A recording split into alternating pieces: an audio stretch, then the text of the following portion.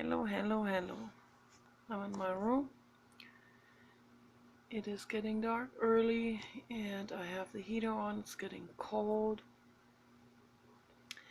And we are together in my room, the Papa and I. And it is nice.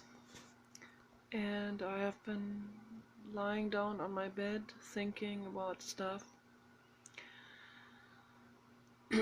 Thinking about the bullies and why they behave like that. And I know that there's a reason, of course, underneath. There's insecurity and hurt, childhood pain, and this incessant need and the fear of exposing themselves as vulnerable, and the need to appear powerful to themselves and to others. And it's an incessant cycle of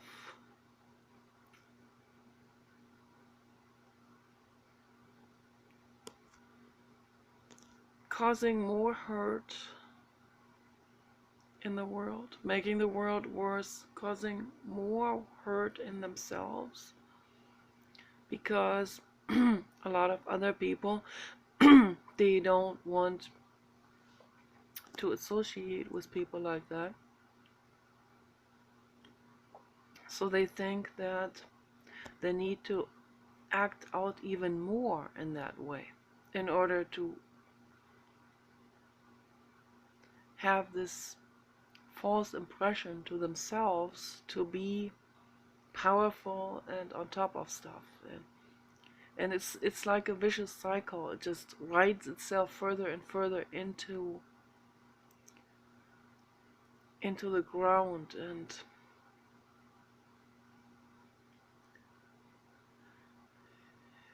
they don't stop. They don't stop and sit down with this feeling. They just keep running away from it, acting it out, being more rejected by other people. Because if you pay close attention, any of us, if you pay close attention to a social dynamic, you go into a classroom, you go into a chat room, wherever you're going, in person or on the internet, if you pay close attention, you can clearly see that the people that are the so-called snowflakes, the people that are mellow and kind and humble, that they find friends wherever they go. They will find friends. They will find other snowflakes, so-called, They will find other mellow people. And then the aggressive people, then they get hurt more. This feeling comes up from the past, the voice that says, see, you are never liked. See, and they blame it always on the other people, on external things, on whatever, They'll blame it on their skin color. They blame it on their economic status. They blame it on lack of education. They blame the government for that. Always someone else, and then always trying to confirm their victimization. And then they need to become tougher even in order to prove themselves, become meaner. The snowflakes will just walk away, They go somewhere else to socialize. And then then the hater feels even worse, and it just keeps going on and on and on and on and on and on and on. It never ends. And I'm lying down here and thinking about this. I was upstairs earlier when it was daylight. I was painting quite a bit. When I paint, I think about all of these things. When I go to bed at night, I can feel the haters. I can feel them in their discomfort. I can feel it. I can feel that energy.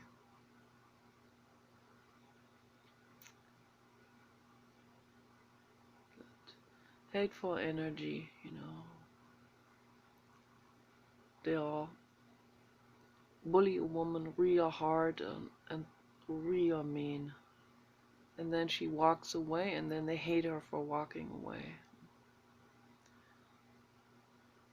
I've seen all of this, I've seen all of this in person and on the internet, like over and over and over again. It was my own example and with many other people as well.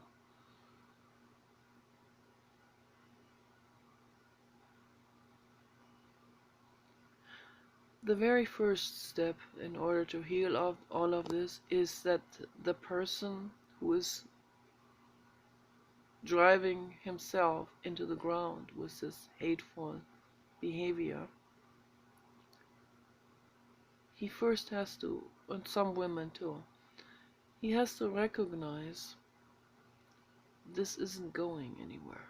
Okay, this behavior, the bullying, is not going anywhere. It makes the world worse. It makes people walk away from you. Why would a snowflake, and it's a good thing to be a snowflake. Just wanted to put this in parentheses, it is good to be a snowflake. So I don't know how they come up with these words, but like a snowflake, oh, it melts away into nothingness, into water, into evaporation. It disperses into particles, right? Then where is the ego? Isn't the snowflake afraid that it gives all the love and it melts away into particles, and then what does the ego think? So maybe the ego is not always involved, right? Not always involved. When you love someone, okay, you're no longer the self is no longer the center. I'm not the center of attention for myself or others. If I love, if I feel compassion, then I'm being decentralized within myself because I put the center focus, the spotlight, I put on someone else, on my dog, on my husband, on the environment, the other animals. The me is not that important. The world is full of people that are constantly learning and being reinforced in me, in the self, in the self-centralization. 10 hours in front of a mirror, huge makeup, like dealing with this like non-stop all the time. I see this on the internet. It makes me sad to see that. It makes me sad to see girls putting all their energy into their appearance. What will the boys think? The catering, this catering. They think they do it for themselves, but ultimately they do it to get liked, right? They want to get liked.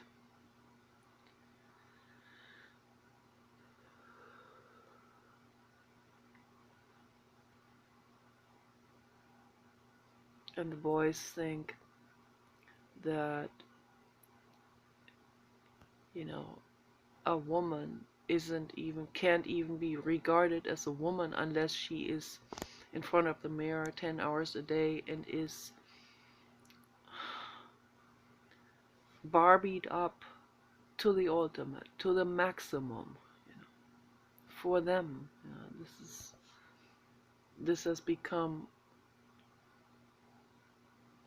the norm. This has become their evolutionarily developed woman or something.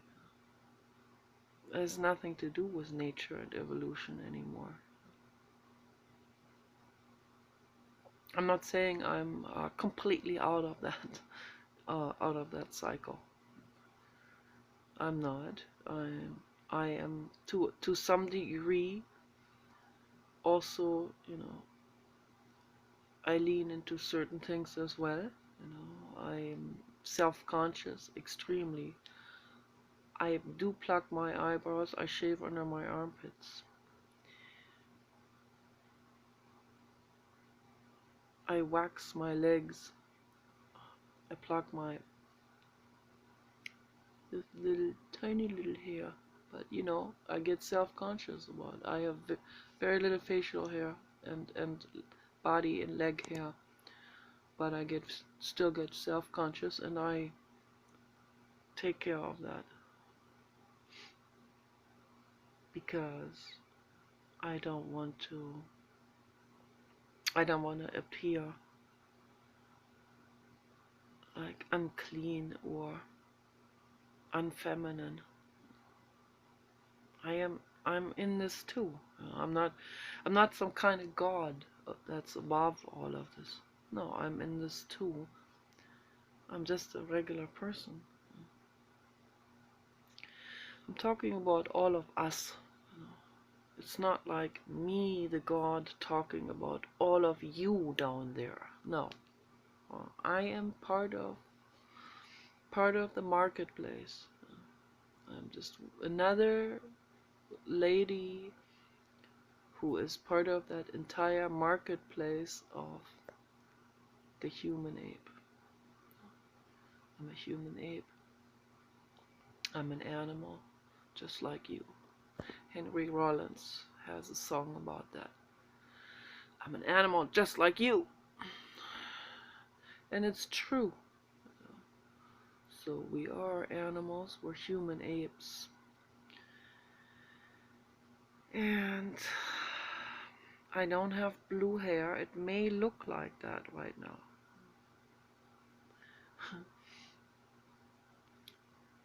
And you don't have to stereotype people, Just because I am a reasonable feminist doesn't mean I immediately have blue hair. Okay. Or punk hairstyle or a nose ring or something. No, I reject all of this. I don't find anything wrong with blue hair.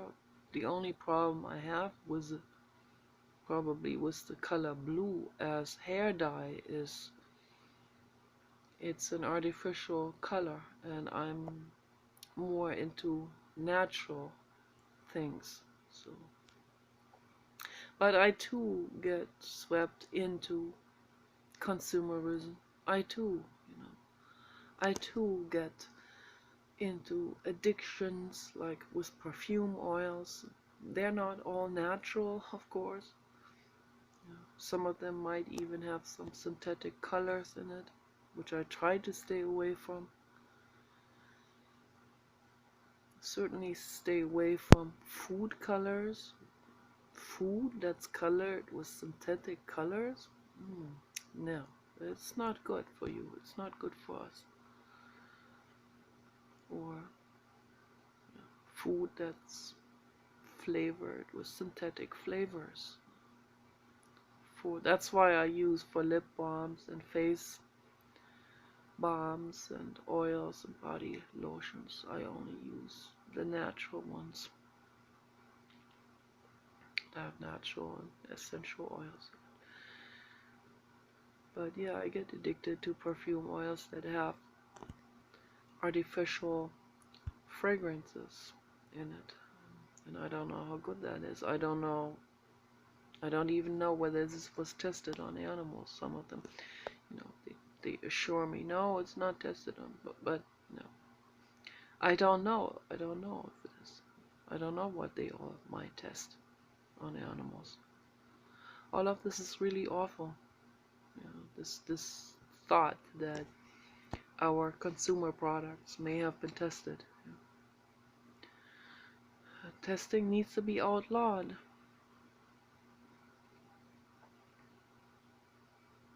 So I'm lying down or I'm painting or I'm under the shower and I'm thinking and thinking and thinking about all of this. Thinking about why the human ape behaves like this, why they don't introspect, why they don't become more aware about their behavior. Just become more aware. Become more aware about the other people that you're terrified of, that could potentially bully you. Become more aware about it. Question them. The moment you question them, you're no longer part of that group. The moment you question it, you're on your own. That's what people are afraid of. That's why they don't even go that route. That's why they don't even want to question it. No, they stay far away from questioning it. Because questioning it means you're out of that group. You're no longer part of it. You're no longer part of the religion, the political affiliation, and your society that you're in, your parents, your family. The moment you question them, you'll be out of it. You will not laugh about their crude jokes anymore. And the moment you don't laugh about their crude jokes anymore, they will see it, they will notice it. And then they go, what the fuck's wrong with you? You're becoming a snowflake. You know how they talk. You know how these people talk that are absolutely terrified. They are terrified of being bullied themselves. So they become bullies because they somehow think then they can't be bullied. It's quite the opposite, but that's what they think. Everyone is so terrified of being bullied that they stay in that group. They stay together with the crude people and they want to be like them and they act like them as well. And they dissociate inside from kindness and love and compassion. And they contribute to making the world worse. That's what's going on. Mm-hmm.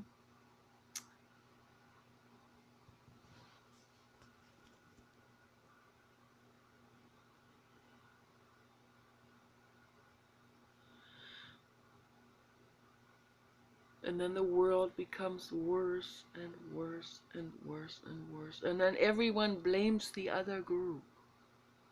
It's the other group's fault. They did it. No. You all did it. Every one of you did it. Every one of you. As long as you don't question these other people, you don't question crudeness and bullying and misery out there. You need to question this. Question the misery that's out there. Then you stand alone. You'll be shunned by them. Okay. That is your duty to do that. Then be shunned. Don't worry about it. You cannot worry about this. Okay. I'd rather be shunned and contribute to making the world better than be part of some crude folks.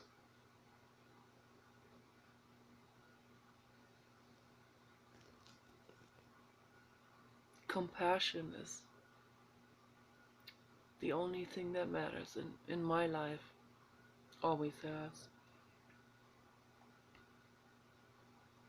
I don't know if some people are able to hear this message or feel it or ever feel it or be able to feel compassion. I don't know. You have to find out. You need to find out for yourselves whether you are capable of feeling compassion or ever feeling compassion or ever even be able to test it out for yourselves to find out what it's like to feel compassion and to question crude and mean people and societies and groups and religions. If a religion says to someone, you need to kill the person that's not of your religion, then it is absolute mandatory time for you to question it right now. Okay. You have no time to lose with that. You can't take your time with this. This has to be done right now. Question it right now. Look at it. Look how crude and cruel it is. A religion that says something like this to you. And some of them, most of them, they will deny it. No, my religion is peaceful. Yeah, there are people driving over other people in the name of that religion, and you call it peaceful because you're completely in denial. Question other people. Question those that have drilled things into you, whatever that was, whether it's Islam or Christianity or any other religion or any other ideology or false beliefs, untrue things and crude things that people have been told. Question it. That's the first step. That's the absolute first step. Question yourselves too. Question your motives for being so cruel to other people. Ask the question, what's gonna happen with the world if I continue like this?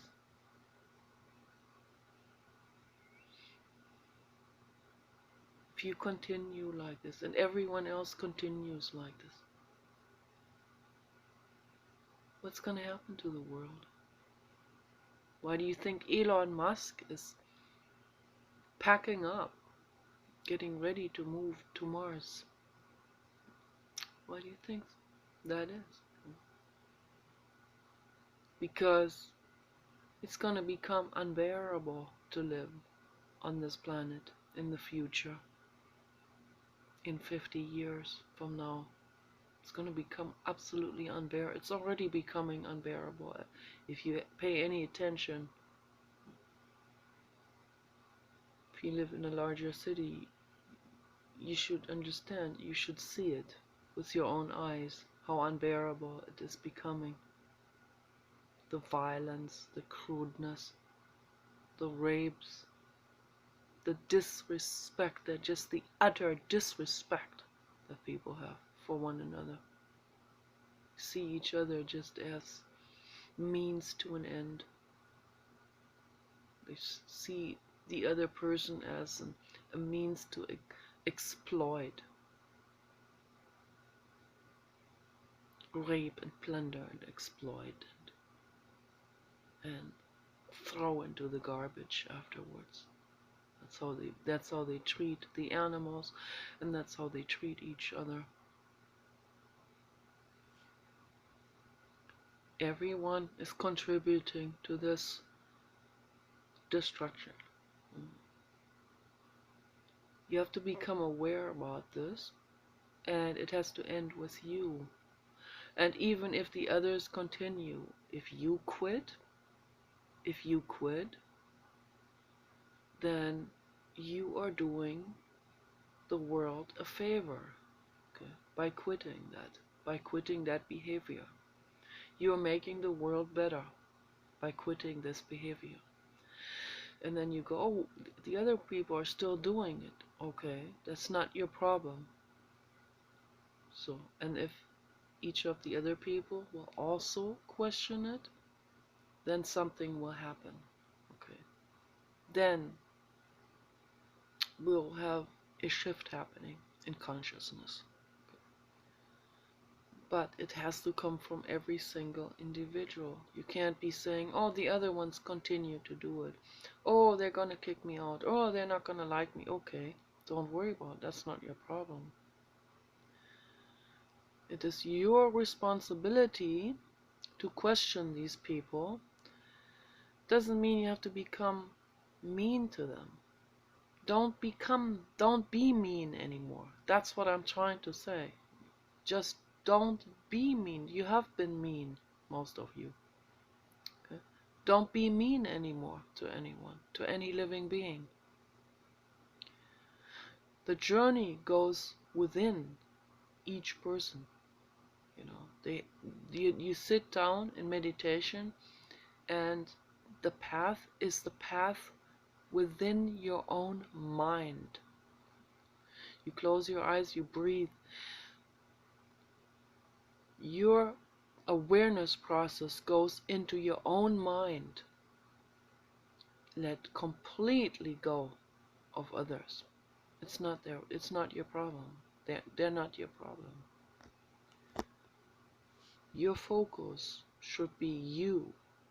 Your inwardness process should be your focus. I let go of others, the struggle, all this, the struggle comes in all kinds of nuances.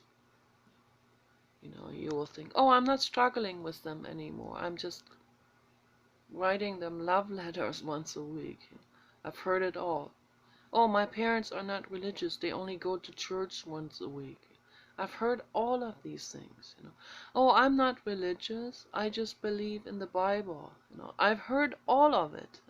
Trust me, the crudest, incredibly unconscious things that people will think and say. Question these things. Question the Bible. This is a tool to exploit people. Okay? They use you as a tool. You want to be a tool? Don't be a tool anymore for anyone. For any Bill Gates out there, or whatever their names are. Warren Buffett. Don't be a tool anymore, okay? Trust me, those people, they're not into Bible. They use it only as a tool to manipulate people. Okay? Those are just two out of very many that belong to the corporate apparatus. And they use religion, they keep religion deliberately going because it keeps people obedient. That it has been done like this for hundreds, for thousands of years. Yeah. There's nothing mysterious about religion. Yeah. Religion has never grasped the truth, or what Jiddu Krishnamurti calls the mysterious. He says all of this is not mysterious. Okay. People want to get something out of the ordinary for themselves, so they think they need to join a religion. That doesn't cover the truth. Okay. There are, for our perception, many mysterious things. Okay.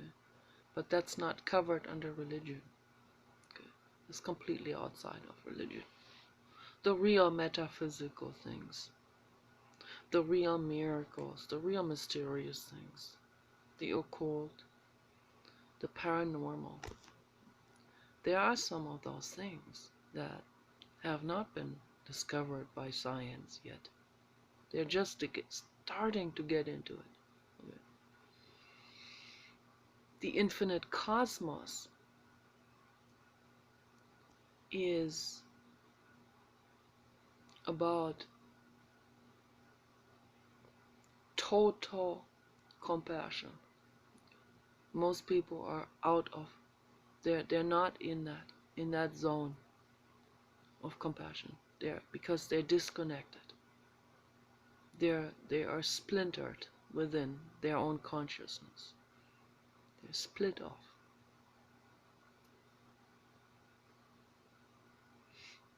Religion keeps them split. If you want to become whole, you need to get away from religion. It's very simple. That also includes some New Age religions, or all kinds of stuff that's out there. Oh, it's like this. Oh, it's like this. But they don't really understand it. They use some of the terminology, but they don't understand it. They don't really grasp what it means. Let me play with my crystals. In the meantime, you can pay me, whatever. This is how they are. It's like a great business empire with the subject crystals and sacral healing. A huge money has been made on this. This is the same as the porno industry. But they think they're better. And there's nothing wrong with the porno industry. There's nothing wrong with selling crystals either. But it's like, but that's not the truth. That has nothing to do with compassion. That has to do with greed. I don't know if people understand this, what I'm trying to say. Not saying that you need to go out there and be like that Dr. George Price and give your last jacket away and die from hypothermia, which he did. That's not truth either. That's not truth. It's not understanding truth. Truth is also compassion for yourself, Yeah, you have to keep your winter jacket. You have to not give people your bank account information. You can also make money. You can also become rich. That's not bad. Okay. And this is not about judgment. It's just like if someone gets into greed, has nothing to do with compassion. If I make a lot of money and I use that money to make the world better, then that has to do with compassion. Bill Gates works on profit maximization. He will give you an update and it updates out the video editor. Just to use one example out of like many. That's not compassion. That bypasses it. That doesn't make the world better. It makes people cry. It makes people frustrated. It doesn't make the world a better place. Or, if you have an e-book reader and you take a book away from people as soon as they get on the internet, because that book has copyrighted issues and you don't know how to deal with it, you just take the book away from everyone who has that book in their library. Suddenly it's gone. That doesn't make the world better. I'm sorry, I have to say this.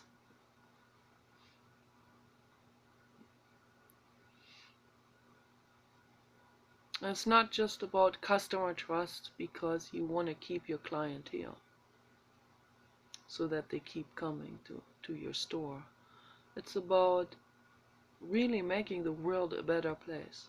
And that's not done by buying votes or customers. That's buying customers is not compassion. Pitching into this, and that's what almost every politician is doing on either party, and particularly in the Democratic Party lately. Buying votes.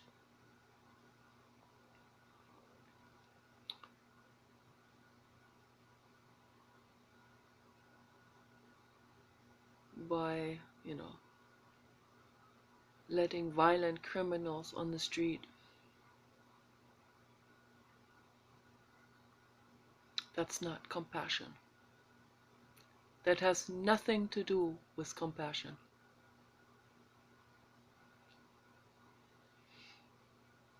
If you had compassion, you would think about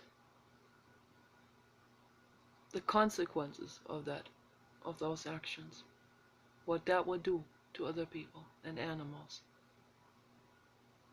You would not let violent criminals back on the street.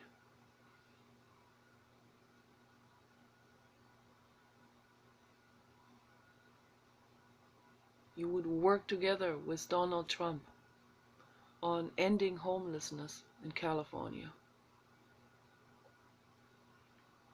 That would be compassionate. But most people don't understand it. They think they need to adhere to their Christian values because they somehow got everything twisted, and they think that is somehow compassion, but it's not. It has nothing to do with that. Religion has nothing to do with compassion. Okay, I just want this to be absolutely understood. If you want to use compassion, you need to go into meditation, as I said many times yesterday too. You go into meditation and you need to allow the stuff that you are running away from all these years. You need to allow that to surface and talk to you. You need to look it in the eyes. We come back down to ground zero within yourselves. Okay? And then you will see the other living being.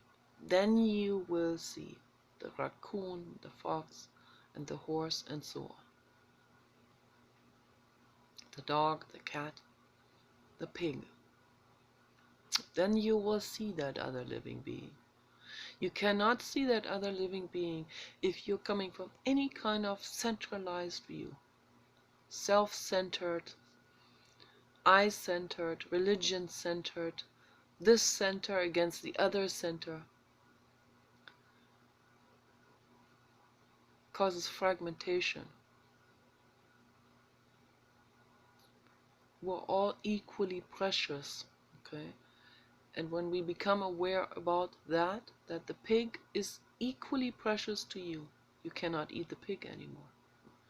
You cannot allow the leg traps or the factory farming or any of these other horrible things. You cannot allow this anymore. You can't allow pesticides anymore. So, the Christian religion is a tool of the corporate agenda. Don't feed into it anymore. Okay? So, that's my message, is you have the responsibility, every one of you out there. Okay? It's not the government, it's not the Illuminati, it's not this group or that group. Okay?